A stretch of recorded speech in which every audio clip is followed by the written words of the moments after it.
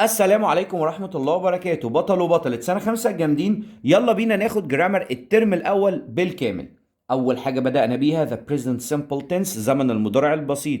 بيتكلم عن عادات أو حقائق تكوينه، لأن ده بقى اللي بيجيلي في الامتحان. هي وشي وإت وأي اسم سنجلر مفرد، يعني من الآخر شلة المفرد بنضيف للفعل اس أو اي اس أو اي اي اس، يعني المفرد بيحب الاس. بنقول علي plays tennis at the club، علي بيلعب تنس في النادي. بص plays، بص الاس عشان علي مفرد. بنفي بايه؟ بدازنت والمصدر. بص حتى فيها اس اهي علشان المفرد بيحب الاس. انا كل ده بشرح شلة المفرد. علي doesn't play، علي مش بيلعب. بص play مصدر، ليه؟ عشان doesn't بيجي بعدها الفعل في المصدر. السؤال بقى، في حالة السؤال بحط داز وبعدها الفاعل المفرد. يعني ايه مفرد يا مستر؟ يعني هي وشي وات واي اسم مفرد وبعدها الفعل في المصدر. انت قصدك يعني لو شفت داز بحط الفعل في المصدر برضو؟ بالظبط كده. داز علي بلاي وبكمل. بس داز وبص بلاي مصدر، داز معاها مصدر. طبعا الاجابه بتبقى يس هي داز بعكس، او نو هي دازنت، مفيش مشكله. هنا شلة الجمع بقى، زي ما قلنا المفرد بيحب الاس، هنقول هنا ان الجمع بياخد مصدر. شلة الجمع اللي هي مين؟ اي ووي ويو وذي واي اسم بلورال جمع، مفيش مشكلة خالص، بيجي معاهم الفعل في المصدر بدون اضافات. زي لما بنقول they sleep early، هما بيناموا مبكرا.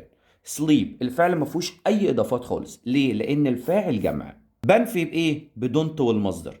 بقول they don't play football مثلا، هما مش بيلعبوا كرة قدم. بص don't علشان الفاعل they وجه بعدها مصدر. وبسأل بإيه؟ بسأل بدو، مفيش مشكلة. والفاعل جمع، يعني إيه جمع؟ يعني أي وي ويو وذي وأي اسم بلورال جمع، والفعل في المصدر. أنت كنت قايل لي برضو إن داز بيجي مع الفعل في المصدر، بالظبط كده. ودو برضو زيها. Do they drink milk every day؟ هل هم بيشربوا لبن كل يوم؟ الإجابة طبعا بقول yes وبعكس، بدل do they تبقى they do. Yes they do، أو no they don't. ندخل على الادفيربس اوف فريكوانسي، ظروف التكرار، وكنا بنغنيها. ظرف التكرار قبل الفعل وبعد ام و از و ار. ظرف التكرار قبل الفعل وبعد ام و از و ار. ايه هي ظروف التكرار عشان نفتكرها تاني؟ always دايما، usually عادة، often غالبا، sometimes احيانا، rarely نادرا، never ابدا، ودي بتستخدم في النفي. هنا بنقول camels usually eat grass، يعني الجمال عادة ما بتاكل العشب. بص usually eat ليه؟ لأن ظرف التكرار بيجي قبل الفعل، بتلاقيه هنا قبل الفعل. he never eats pizza، هو مش بياكل بيتزا. بص شايف؟ بص ظرف التكرار قبل الفعل، الفعل اهو لازم يجي قبليه ظرف التكرار. طب هنا ليه ضفت اس؟ عشان هي مفرد والمفرد بيحب الاس. اذا انت قصدك ظرف التكرار مش بيغير شبه دونت ودازنت لازم بعديه مصدر؟ لا، ظرف التكرار بيجي عشان يعرفنا الحاجه دي بتتكرر قد ايه بس، ولكن مش بيغير في الفعل اللي بعده. منى is never late for school، منى مش بتتاخر عن المدرسه. طب ليه قلت از؟ عشان انا قلت لك لما قلت لك ظرف التكرار قبل الفعل قلت لك وبعد ام واز وار، وبالتالي ادي از بيجي اهو بعدها. crocodiles are usually scary، يعني التماسيح عادة ما بتكون مخيفة. بص are usually ظرف التكرار بعد ام واز وار. او ان اللي دايما ساعات طلاب كتيرة جدا بيتلخبطوا فيها. اول حاجة الاسم المفرد قبله او ان على طول. ان بتيجي قبل الاسم المفرد اللي بيبدأ بالاصوات دي، اللي هي صوت اي او اللي بتخرج من الحروف دي. زي لما بنقول ان اورنج، ابوك، مفيش مشكله يا مستر. طب ليه ابوك يا مستر؟ لان احنا قلنا الاصوات المتحركه اللي بتخرج من الحروف دي بيجي معاها ان، اما اي صوت تاني بياخد ولازم يكون مفرد. يعني او ان بيجوا مع الاسم المفرد بس. ان اورنجز، لا غلط. ليه يا مستر غلط؟ دي جمع اورنجز، مفيش او ان قبلها اصلا. يجي قبلها بقى صم وان اللي احنا هنقوله دلوقتي. بوكس، لا دي بوكس جمع، ما ينفعش. لا لا لا لا لا لا لا، ما ينفعش الكلام ده. انت قصدك ان لازم الاسم ده يكون مفرد عشان نلعب مع او ان، بالظبط كده. اما لو جمع بقى او غير معدود، طب الجمع عارفينها زي تشيرز وباجز وبويز وجيرلز وحاجات كتيره. غير معدود اللي هي الحاجه اللي مش بتتعد، زي واتر الميه. تعرف تعد الميه؟ لا. ميلك اللبن، تعرف تعد اللبن؟ لا طبعا. لو لقيتهم بقى بعمل ايه يا مستر؟ بختار صم او اني. طب صم بتيجي مع مين؟ مع الجمله المثبته. يعني ايه مثبته؟ يعني ولا فيها نفي ولا هي سؤال، جمله عاديه خالص غلبانه. I drank some milk، انا شربت بعض اللبن. She bought some books، هي اشترت بعض الكتب. بص some جاي بعدها ايه؟ milk لبن غير معدود، او books جمع. اني مع النفي والسؤال. النفي اللي هو ايه؟ didn't بقى doesn't، حاجه فيها ايه؟ aren't isn't، حاجه فيها نفي. I didn't have any oranges. انا ما عنديش اي برتقال. بص كده any جت لي لان oranges جمع. is there هل يوجد، بص ده سؤال هقوله is there any milk in the fridge؟ هل يوجد لبن في الثلاجة؟ طبعا اخترت any عشان ده حالة سؤال، ولازم اتأكد اول حاجة ان اللي بعدها ده جمع او غير معدود. ده طبعا غير معدود ما بيتعدش، وده جمع. هنا السؤال بيقول is there هل يوجد orange on the table. is there ده سؤال يا مستر شبه ده بالظبط كده، يبقى هختار any. انا قلت لك بقى ركز معايا بقى، بص على اللي بعد النقط. orange يعني برتقانة مش جمع، يبقى هلعب مع او ان واولها صوت ال او ده صوت متحرك، هختار an orange. I ate انا اكلت بنانا، دي جملة مثبتة، هختار some. قبل ما تحدد مثبتة ولا منفية بص على اللي بعد النقط الاول. ده مفرد يا مستر، تصدق؟ والله تصدق انت كمان. هختار طبعا اللي هي دي. يبقى انت لازم تبص على اللي بعد النقط الاول. لو مفرد بتلعب مع او ان على طول من غير ما تفكر بقى مثبته ولا منفيه. لو جمع بتشوف بقى لو مثبته صم، لو نفي وسؤال اني. I didn't have books. I didn't نفي اهو didn't. بص على بعد النقط اهم حاجه books جمع، هختار اني. I will buy apples. apples بص على بعد النقط الاول جمع، بص عليها كده دي طلعت مثبته، هختار some. يبقى اول خطوه بتشوف اللي بعد النقط، وتاني خطوه بتشوفها مثبته ولا منفيه ولا سؤال. زمن الماضي البسيط هنا بقى بنتكلم عن حاجة حصلت في الماضي وانتهت خلاص، وبالتالي بنستخدم التصريف التاني. ما بنقولش go بنقول went، ما بنقولش play بنقول played. I go to the park yesterday. هل ينفع اقول كده I go و yesterday امبارح؟ انا اذهب ولا I went؟ هقول ساعتها I went to the park yesterday. بنفي بايه في الماضي البسيط؟ بنفي ب didn't والمصدر. بقول I didn't buy a car last week. بص didn't جه بعدها مصدر، مش عشان احنا في الماضي بقى وانت قايل لي يا مستر التصريف التاني اروح جاي قايل له بوت اجيب التصريف التاني. احنا بنجيبها في التصريف التاني لو جمله مثبته عاديه ما فيهاش didn't. اما لو شفت didn't بتحط بعدها الفعل في المصدر على طول. وفي حاله السؤال بسال بدid وبحط الفاعل وبعدها فعل في المصدر. Did you buy a car yesterday؟ هل انت اشتريت سياره امبارح؟ طبعا لما بقول yes بعكس يو بتتحول لاي الاول، yes I did او no I didn't. ولكن اللي انا عايزك تعرفه دلوقتي ان did بيجي معاه برضو الفعل في المصدر. يعني انت لو شفت did او didn't بتحط الفعل في المصدر. الكلمات الدالة عشان تعرف طبعا ان انت في ماضي بسيط. in the past يعني في الماضي، last يعني الماضي، last week مثلا الاسبوع الماضي، last year السنة اللي فاتت كده. ago يعني منذ، 2 hours ago مثلا من ساعتين فاتوا، شفت ago ماضي.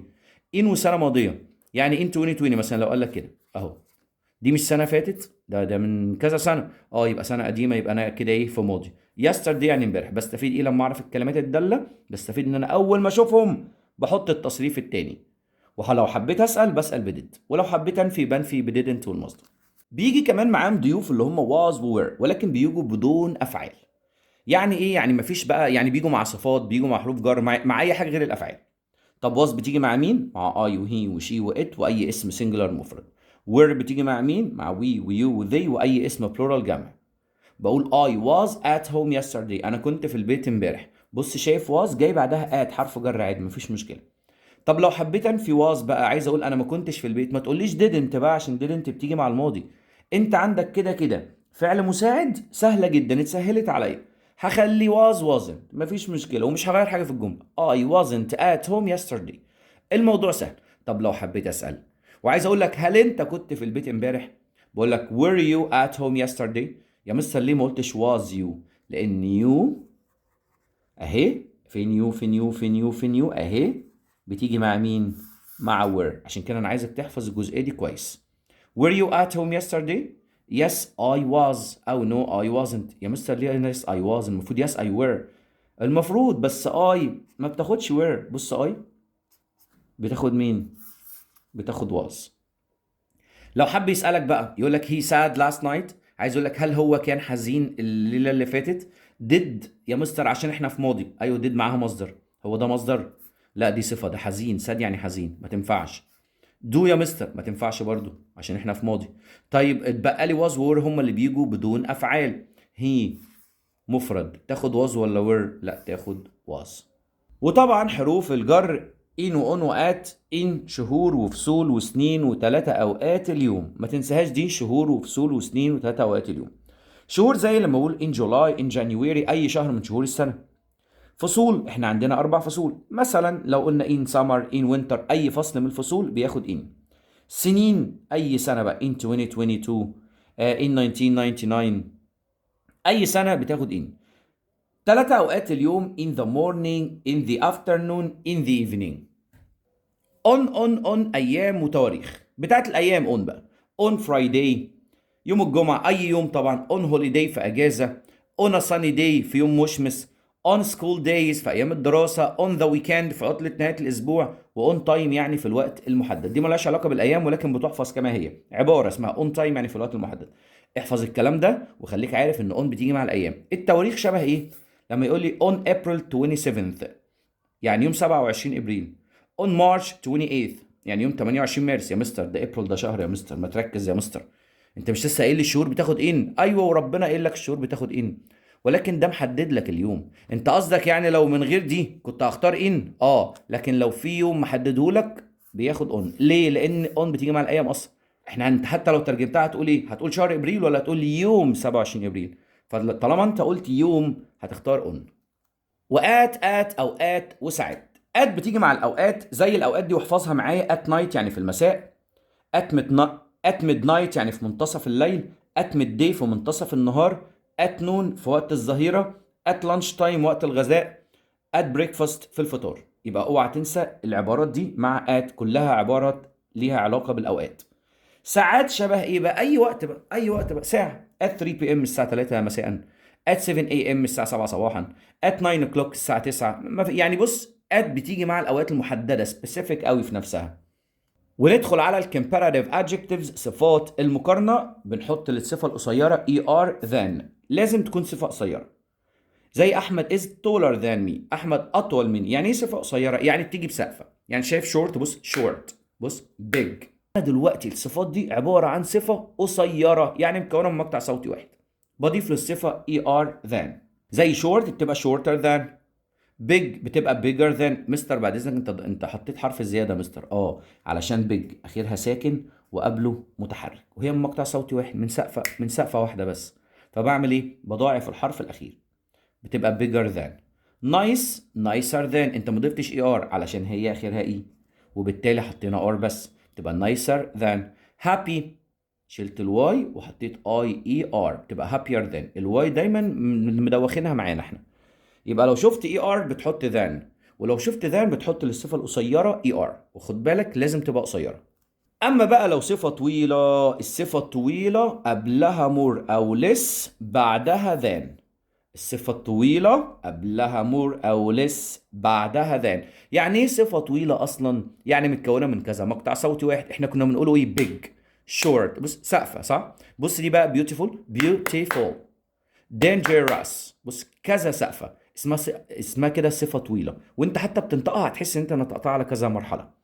بتحط قبلها more أو less، يعني more يعني أكتر ولس يعني أقل، وبعدها than.